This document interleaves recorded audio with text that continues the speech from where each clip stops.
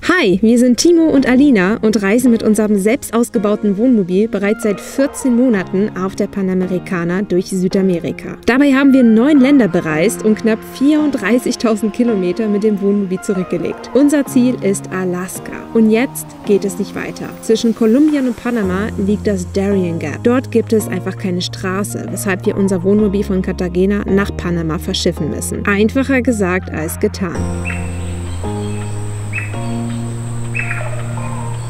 Eigentlich wollten wir morgen in den Zoll gehen, um das Fahrzeug nach Panama zu verschiffen. Aber da gibt es jetzt ein paar Probleme. Zum ersten hat sich unsere Verschiffungsagentin nicht mehr gemeldet und wir haben ein paar Mal geschrieben, haben nichts bekommen. Und zum zweiten gibt es in Panama gerade Unruhen. Deshalb haben wir das erstmal nach hinten geschoben, um zu gucken, wie sich das alles entwickelt. Das ist ein bisschen blöd, aber auch gar nicht so schlimm, weil hier im Norden von Kolumbien gibt es so viel zu sehen. Zum Beispiel ist hier in der Nähe von Santa Marta, wo wir gerade sind, ein wunderschöner Nationalpark und den wollen wir heute mal auschecken. Parque Nacional Tayrona starten. Hast du gehört? Da fahren wir hin. Das Navi hat es gesagt. Wir fahren zu dem... Ruhe. Hey, still. Wir fahren jetzt zu dem Nationalpark Tayrona. Moment, Tayrona. Tayrona heißt der Nationalpark. Und das ist auch nicht weit weg. Also wir haben jetzt uns einen Campingplatz in der Nähe ausgesucht. Wir fahren jetzt ungefähr 2 Minuten. Krass, so dicht. Ja, total.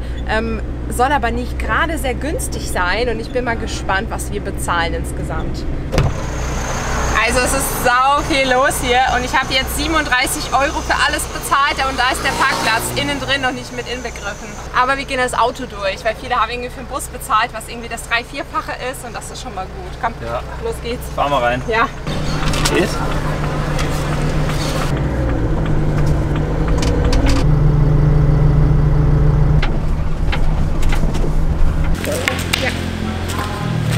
Also wir sind hier und wandern jetzt komplett den Weg bis nach da.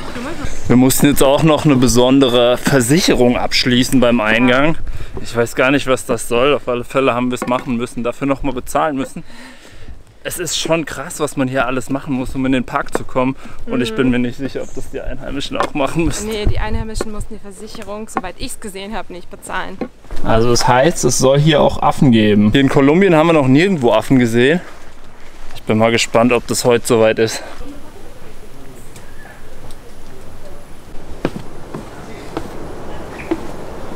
Wir haben jetzt auch permanent über 30 Grad. Und eine extreme Luftfeuchtigkeit und einfach der Schweiß läuft einfach nur so runter. Das ist einfach so krass.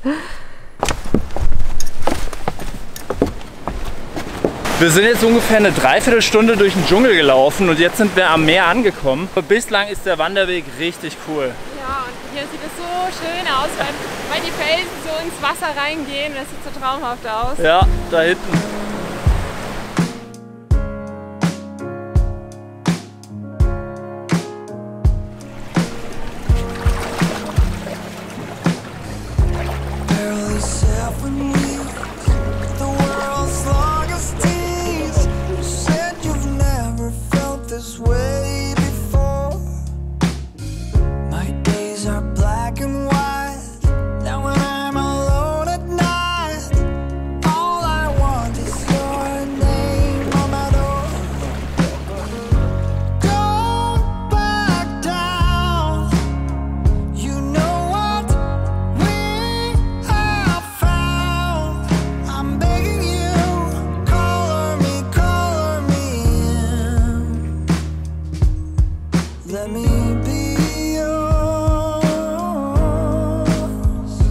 Krass, guck mal, da ist ein Äffchen.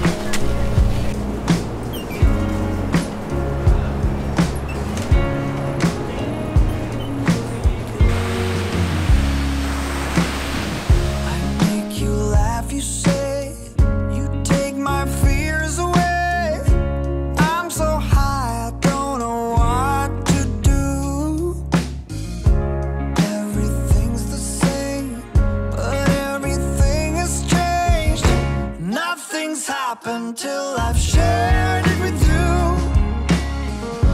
Don't back down. You know what we have found. I'm begging you. Call Glück können wir hier Wasser kaufen. Was hat es jetzt gekostet? 1 Euro. Ah, das geht voll. Also echt in Ordnung. Wir waren gerade an so einem kleinen Ausguck am Meer. Ich glaube, das ist auch das Ziel der Wanderung gewesen. Ja. Da drum war so ein Camp, wo man auch hätte übernachten können. Aber da war uns ein bisschen zu viel los, deshalb sind wir wieder auf dem Rückweg.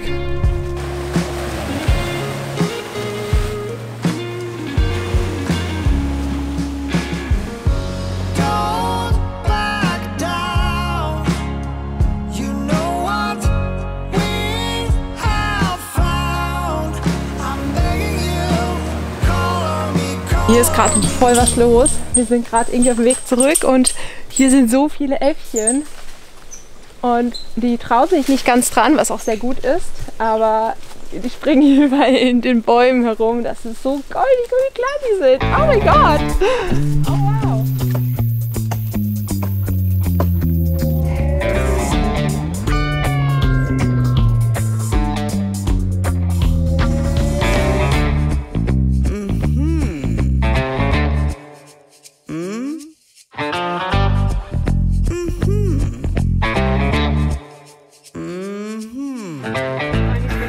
Zu 100% nass, also einfach alles nass. Ja, wir müssen heute auf den Camping gehen, damit wir duschen können. Auf jeden Fall. Nur das Problem ist, es wird gleich schon dunkel, gell?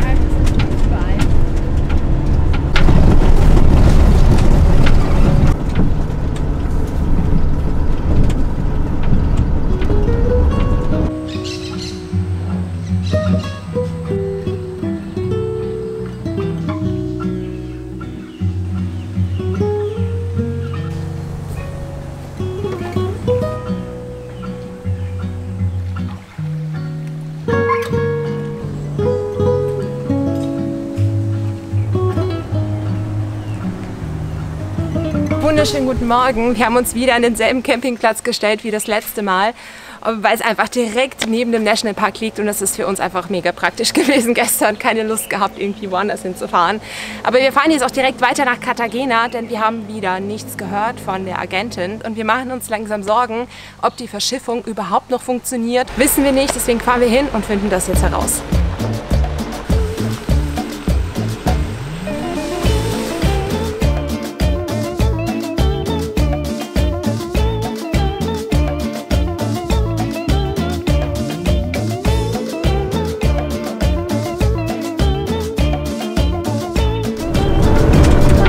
Überschwemmung, oder? Ja. Aber es geht, glaube ich, noch. Wir haben es geschafft, wir sind gerade in Cartagena angekommen und es ist übelst überschwemmt alles, ne? Wahnsinn. Wahrscheinlich, weil es einfach so viel geregnet hat in der letzten Zeit. Ja.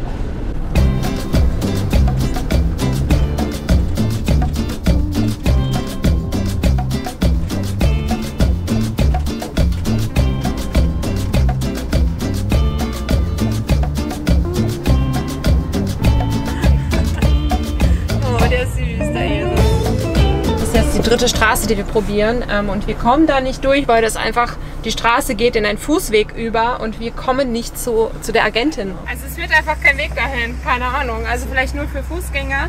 Wir verschieben das auf morgen, Timo, weil es ist halt, und wir parken das Auto hier, aber ich will es auch nirgendwo hier stehen lassen, um ehrlich zu sein. Juan Pablo ist jetzt gekommen tatsächlich von der Agentur und leitet uns jetzt dahin, weil wir einfach den Weg dahin nicht finden. Das ist so nett, richtig cool. Okay, also wir haben tatsächlich richtig gelegen. Man läuft dahin. Man kommt. Okay. Ah. Ah, da ist es. Okay. 5,90. Esta aquí es 6,30 Metros. In 3 Wochen können wir erst schiffen, wahrscheinlich. Ja, wir erzählen euch, also alle Infos präsentieren wir euch alle später. Wir haben jetzt alle Preise und alle Optionen mal zusammengezählt. Und genau, schauen jetzt einfach mal, was wir machen und werden auf jeden Fall nochmal die Anna morgen aufsuchen, um dann final zu entscheiden, wohin wir verschiffen. Genau.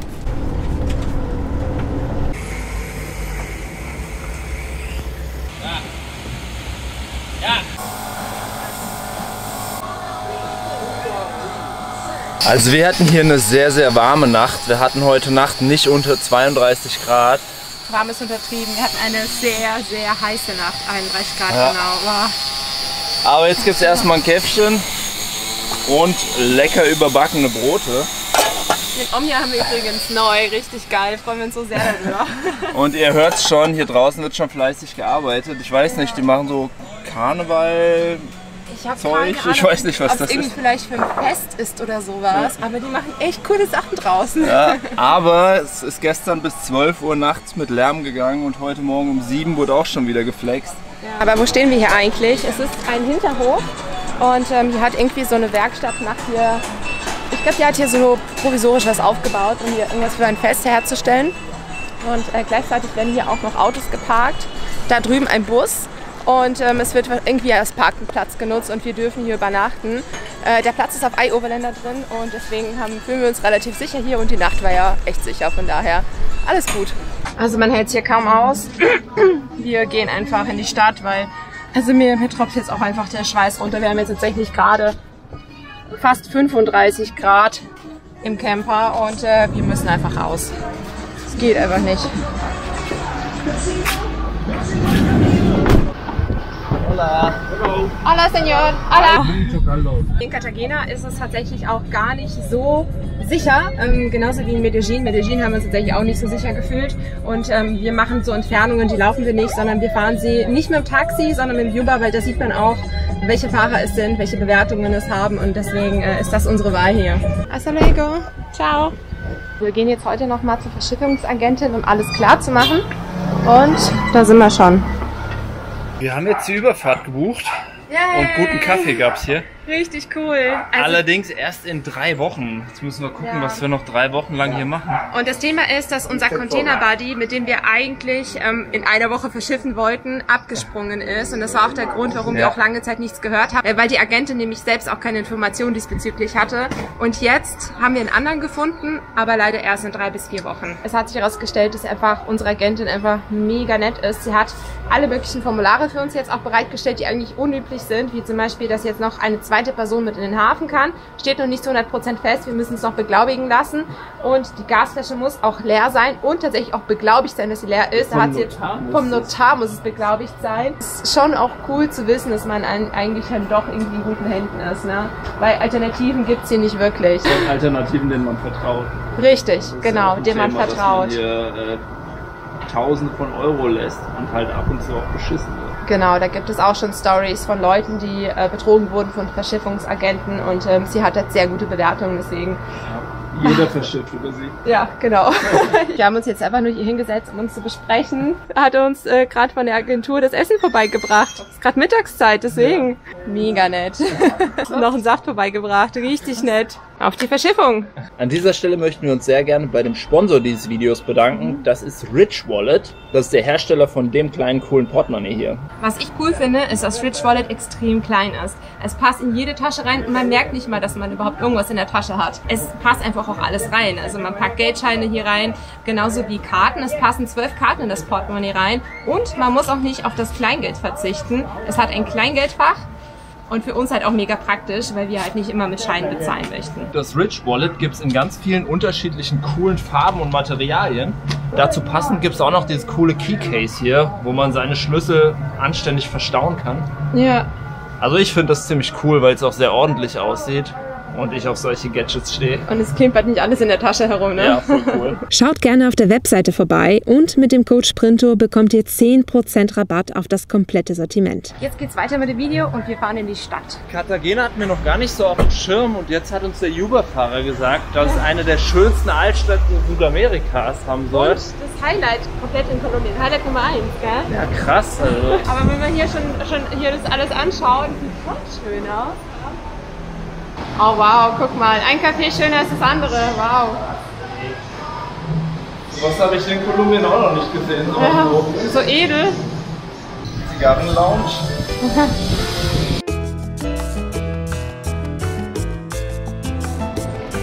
Ich fühle mich schon gleich sehr wohl hier, muss ich sagen. Voll die schöne Stadt, wirklich.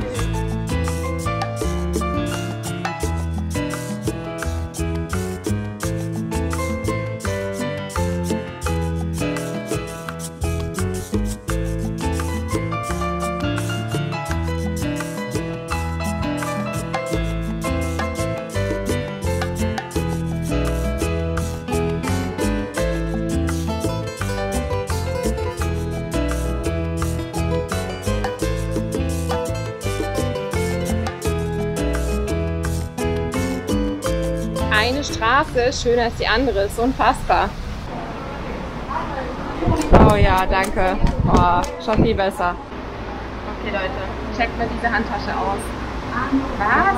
Okay, die ist gerade zu, man kann sie nicht aufmachen, aber es ist echt eine Handtasche.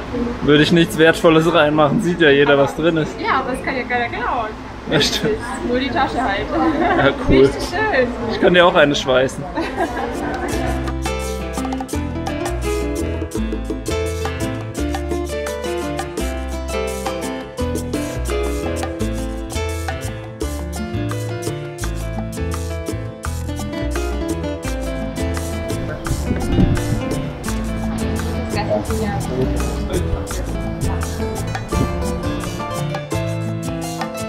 Wir sind jetzt eine Weile durchs historische Zentrum gelaufen und ich finde, das ist richtig cool. Und hier am Rand gibt es so eine Mauer. Ja. Das ist die Stadtmauer, die umgibt das komplette Zentrum. Glaube ich, im 16. Jahrhundert gebaut. Ja, glaube ich, habe ich auch gelesen. Ende des 16. Jahrhunderts und es wurde über 100 Jahre an dieser Mauer gearbeitet. Echt krass, ja. Auf alle Fälle sehr beeindruckend. Wir sind wieder zurück im Van und ich schaue schon wieder auf das Thermometer und sind wieder 32 Grad. Es ist wirklich kaum zum Aushalten hier. Aber Cartagena war mega cool, ist eine super schöne Stadt. Ich würde sogar sagen, mit die schönste Stadt, die wir hier in Südamerika gesehen haben. Wie geht es für uns jetzt weiter? Wir warten jetzt auf die Verschiffung, werden wahrscheinlich ein bisschen mehr Cartagena erkunden können. Deswegen freut euch auf jeden Fall aufs nächste Video. Den Verschiffungskosten, ich wollte jetzt noch ein bisschen aufklären, was das alles genau kostet. Das interessiert wahrscheinlich den einen oder anderen. Wir bezahlen, weil wir nämlich einen Container-Buddy haben und den Container mit jemand anderem teilen, aber das längere Fahrzeug bezahlt immer etwas mehr.